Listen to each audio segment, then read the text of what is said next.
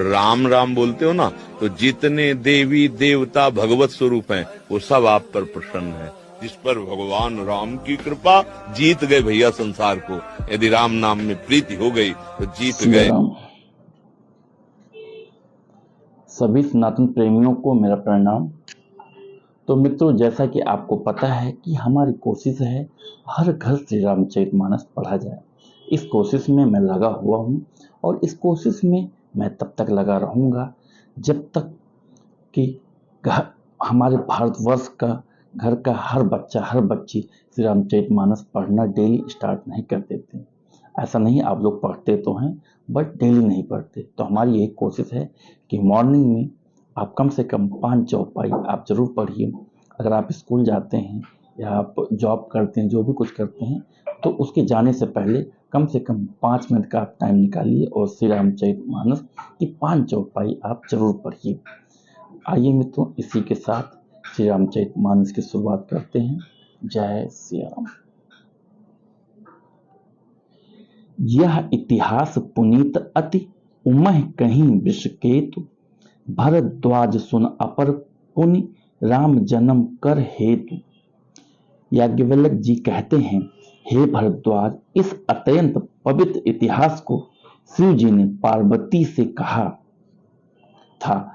अब श्री राम के अवतार लेने का दूसरा कारण सुनो। सुन सुन मुनि कथा पुनीत पुरानी, जो गिरिजा प्रति शंभु बखानी।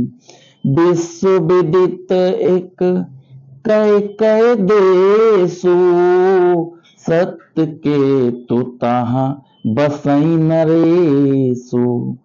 हे मुनि, वह पवित्र और प्राचीन कथा सुनो जो शिव जी ने पार्वती से कही थी। संसार में प्रसिद्ध एक कैकेयी देश है, वहां सत्यकेतु नाम का राजा राज्य करता था। धर्म धुरंधर नीत निधाना, तेज प्रताप शील बलवाना। तहि के भय जुगल सुत बीरा, सब गुण धाम महारन धीरा। वह धर्म की धुरी को धारण करने वाला, नीत की खान, तेजस्वी, प्रतापी, सुशील और बलवान था। उसके 2 वीर पुत्र हुए जो सब गुणों के भंडार और बड़े ही रणधीर थे। राजधनी जो जेठ सुत आही, नाम प्रताप भानु असुताही।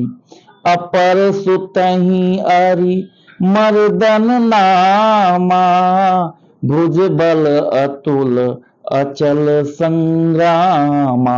राज्य का उत्तराधिकारी जो बड़ा लड़का था उसका नाम प्रताप भानु था। दूसरे पुत्र का नाम अरिमर्दन था, जिसकी भुजाओं में अपार बल था और जो युद्ध में पर्वत के समान अटल रहता था।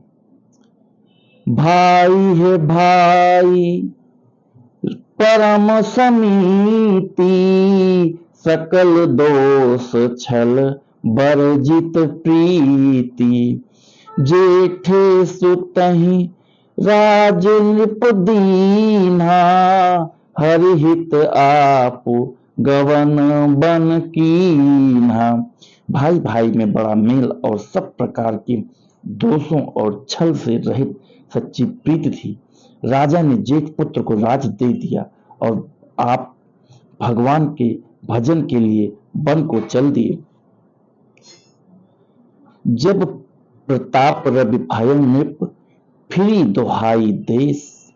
प्रजा पाल अति वेद विधि, कतहु नहीं अघलेश।